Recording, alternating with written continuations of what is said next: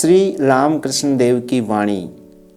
भगवान, रात्रि के समय तुम आकाश में अनेक नक्षत्र देखते हो, परंतु सूर्योदय होने पर नहीं देखते, तो क्या इसी कारण तुम कह सकते हो कि दिन के समय आकाश में नक्षत्र नहीं होते? हे मानव, चूँकि तुम अपनी अज्ञान अवस्था में भगवान को देख नहीं पाते, इसी कारण यह न कहो कि भगवान नहीं हैं। भगवान के असंख्य नाम और अनंत रूप हैं, जिनके माध्यम से उनके निकट पहुंचा जा सकता है। जिस किसी भी नाम और रूप में उनकी पूजा करोगे, उसी के माध्यम से उन्हें प्राप्त कर लोगे।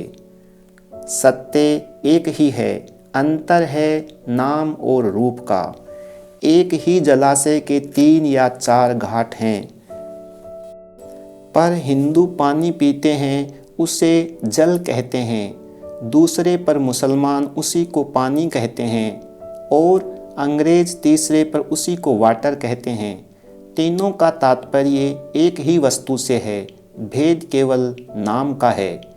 इसी प्रकार कुछ लोग सत्य को अल्लाह के नाम से पुकारते हैं, कुछ गॉड कहकर, कुछ लोग ब्रह्म कहकर, कुछ काली कहकर, तो कुछ लोग राम, ईसा, दुर्गा तथा हरि नाम लेकर पुकारते हैं। कोई भी निश्चित रूप से यह नहीं कह सकता कि भगवान केवल यह हैं और कुछ नहीं। वे निराकार हैं और फिर साकार भी। भक्तों के लिए वे रूप धारण करते हैं, किंतु ज्ञानी की दृष्टि में वे अरूप ही हैं। जानते हो यह किस प्रकार है?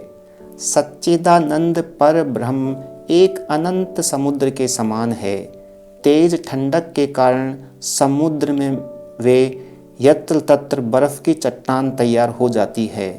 इसी प्रकार मानो अपने उपासकों की भक्ति की शीतलता के प्रभाव से अनंत अपने को शांत में रूपांतरित करता है और उपासकों के सम्मुख साकार भगवान के रूप में प्रकट होता है। दूसरे शब्दों में भगवान अपने भक्तों के सम्मुख शरीरधारी व्यक्ति के रूप में प्रकट होते हैं। पुनः जिस प्रकार सूर्योदय होने पर समुद्र के ऊपर की बर्फ पिघल जाती है, उसी प्रकार ज्ञान का उदय होने पर देहधारी भगवान फिर से अनंत एवं निराकार ब्रह्म में लय हो जाते हैं। तब साधक को ऐसा अनुभव नहीं होता कि भगवान एक व्यक्ति हैं और न तब भगवान के रूप ही दिखाई देते हैं। परंतु यह ध्यान रखो कि साकार एवं निराकार दोनों एक ही सत्य के 2 पक्ष हैं। एक बार एक मनुष्य जंगल में गया। वहाँ उसने एक वृक्ष पर एक सुंदर प्राणी देखा। बाद में उसने उसके विषय में एक मित्र से बताया और कहा, भाई, जंगल में एक वृक्ष पर मैंने एक लाल रंग का प्राणी देखा। मित्र बोला, मैंने भी उसे देखा है। तुम उसे लाल क्यों कहते हो? वह तो हरा है। एक तीसरे व्यक्ति ने कहा, अरे नहीं नहीं, तुम उसे हरा क्यों कहते हो? वह तो पीला है। इसके बाद अन्य लोग उस जंतु को बैंगनी, नीला या काला कहकर वर्णन करने लगे। अब इस रंग की बात को लेकर उनमें झगड़ा होने लगा। अंत में वे उस वृक्ष के पास पहुँचे और उन्होंने एक व्यक्ति को उसके नीचे बैठे देखा। उनके प्रश्नों के उत्तर में उसने कहा, मैं इसी वृक्ष के नीचे रहता हूँ और उस जंतु को खूब अच्छी तरह जानता हूँ। तुम लोग उसके विषय में जो कुछ कह रहे हो वह सब सत्य है। कभी वह लाल होता है, कभी हरा, कभी पीला, कभी नीला और कभी अन्य रंगों का। वह गिरगिट है। कभी कभी मैं देखता हूँ कि उसका कोई भी रंग नहीं है। इसी प्रकार जो निरंतर भगवान का चिंतन करता है, वह उनके रूपों तथा अवस्थाओं को जान सकता है। भगवान के अपने गुण हैं, साथ ही वे निर्गुण भी हैं। केवल वही व्यक्ति जो वृक्ष के नीचे रहता है जानता है कि गिरगिट विभिन्न रंगों में दिखाई दे सकता है और कभी कभी एकदम रंगहीन हो जाता है। दूसरे लोग जो पूरे सत्य को नहीं जानते परस्पर झगड़ा करते रहते हैं और कष्ट पाते हैं। भगवान निराकार हैं और साकार भी, फिर वे इन दोनों अवस्थाओं के परे जो हैं वह भी हैं। केवल वे ही स्वयं जानते हैं कि वे क्या क्या हैं। जो लोग उनसे प्रेम करते हैं उनके लिए वे नाना प्रकार से नाना रूपों में स्वयं को व्यक्त करते हैं, किंतु निश्चय ही वे साकार अथवा निराकार की सीमा से आबद्ध नहीं हैं। भगवान साकार हैं, साथ ही निराकार भी। एक बार एक सन्यासी जगन्नाथ मंदिर में आया।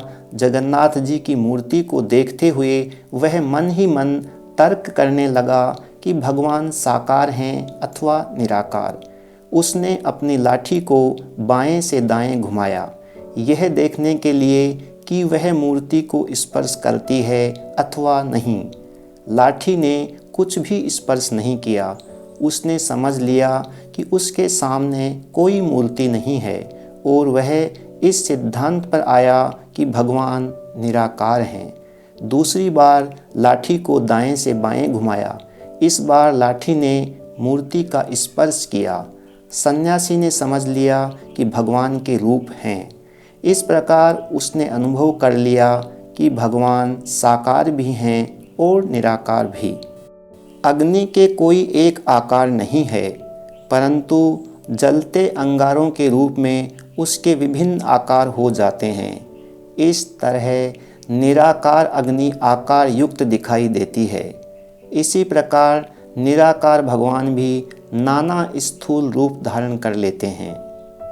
सूर्य पृथ्वी से कई गुना बड़ा है, परंतु बहुत दूर होने के कारण वह केवल एक थाली जैसा प्रतीत होता है। इसी प्रकार भगवान अनंत हैं, किंतु उनसे बहुत दूर होने के कारण हम उनकी वास्तविक महिमा का अनुभव नहीं कर पाते। निर्गुण और सगुण, ब्रह्म और शक्ति, इन दोनों में कोई भेद नहीं है, दोनों एक ही हैं। भगवान जब निष्क्रिय अवस्था में होते हैं, अर्थात तब वे सृष्टि, स्थिति एवं संहार के कार्य में रत नहीं रहते, तब हम उन्हें ब्रह्म कहते हैं। किंतु जब वे इन कार्यकलापों में लगे रहते हैं, तब हम उन्हें काली अथवा शक्ति कहते हैं। जिस प्रकार एक ही सब्जी को उबालकर, तलकर, सूखी या रसेदार सब्जी बनाकर खाया जा सकता है और प्रत्येक व्यक्ति की अपनी अलग अलग पसंद होती है, उस प्रकार विश्व नियंता ईश्वर एक होते हुए भी उपासकों की विभिन्न रुचि के अनुसार भिन्न भिन्न रूपों में प्रकट होते हैं। प्रत्येक साधक की भगवान के विषय में अपनी धारणा होती है, जिसे वह सबसे अधिक मूल्य देता है। किसी की दृष्टि में वे दयालु स्वामी हैं अथवा वात्सल्यपूर्ण पिता या मधुर हासिनी माँ हैं। किसी की दृष्टि में वे सुहृद सखा हैं, तो किसी के लिए वे धर्मपरायण पति अथवा कर्तव्यनिष्ठ एवं आज्ञाकारी पुत्र हैं। भगवान चीनी के पर्वत के समान हैं। एक छोटी चींटी उसमें से चीनी का एक छोटा कण ले जाती है तथा उससे बड़ी चींटी कुछ बड़ा कण, किंतु फिर भी चीनी का पर्वत जैसा का वैसा ही बना रहता है। भगवान के भक्त चींटियों के समान है। भगवान के एक ही दिव्य भाव को पा कर वे आनंद में विभोर हो जाते हैं। उनके समस्त ऐश्वर्यों एवं भावों की कोई भी अपने भीतर धारणा नहीं कर सकता। जिस प्रकार शीशे का टुकड़ा पारे के पात्र में पड़ने पर शीघ्र ही उसमें घुल जाता है, उसी प्रकार जीवात्मा जब ब्रह्म समुद्र में गिरता है तो अपने सीमित अस्तित्व को खो उस समुद्र में गलकर समा जाता है। जल और जल का बुलबुला वस्तुतः एक ही हैं। बुलबुला जल से ही उत्पन्न होता है, जल ही पर रहता है और अंत में जल ही में समा जाता है। उसी प्रकार जीवात्मा तथा परमात्मा वस्तुतः एक ही हैं। उनमें भेद केवल उपाधि के तारतम्य का है। एक पराधीन है, दूसरा स्वाधीन। ईश्वर और जीव का संबंध वैसा ही है जैसा चुंबक और लोहे का। तब फिर ईश्वर जीव को आकर्षित क्यों नहीं करते? जिस प्रकार अत्यधिक कीचड़ में लिपटा हुआ लोहा चुंबक के द्वारा आकर्षित नहीं होता, उसी प्रकार अत्यधिक माया में लिप्त जीव ईश्वर के आकर्षण का अनुभव नहीं करता। किंतु जिस प्रकार पानी से कीचड़ के धुल जाने पर लोहा चुंबक की ओर खींचने लगता है, उसी प्रकार अविरत प्रार्थना तथा पश्चाताप के अश्रुओं द्वारा संसार बंधन में डालने वाली माया का वह कीचड़ जब धुल जाता है तो जीव शीघ्र ही ईश्वर की ओर आकर्षित होने लगता है।